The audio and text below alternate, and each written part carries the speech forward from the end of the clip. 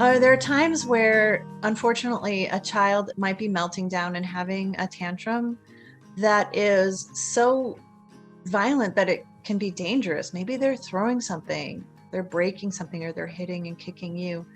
And some parents have been taught that they need to hold their child and put their arms around the child to prevent them from hitting or kicking, which ends up feeling it. You could imagine it that you're trying to hold them to make them not hit or kick, but it feels like a restraint to the child. And the child might yell and scream, "Let me go! Let me go! You're hurting me!" Now, I'm assuming that the parent is not hurting the child. If they are, they should definitely not do it, and that they need to learn either how to do a proper hold that is both safe but also not at all injurious to the child, or they shouldn't do it at all if you're having you yourself very, very rageful feelings as a parent while you're having to hold your child.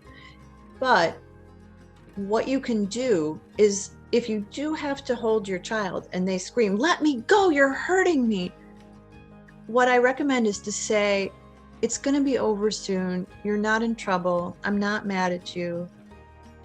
We're going to get through this." And so those four statements are very different than what parents typically say. Is they might say something like, "Well, you can't control your arms and legs, so I'm going to control your arms and legs, and I'll let you go when you can show me that you can be safe."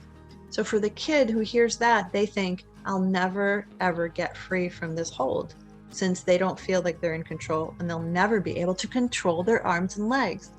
So I would recommend that rather than responding to the actual words of, "Let me go," with "I'll let you go when you can show me calm arms and legs," or some version of that, it's better to say, "We're going to get through this. It's going to be over soon.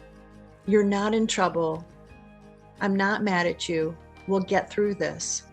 And I think that message is really, really, while it might be subtle, but it's a very different message, because what you should register is that a child is in panic mode when they're screaming that.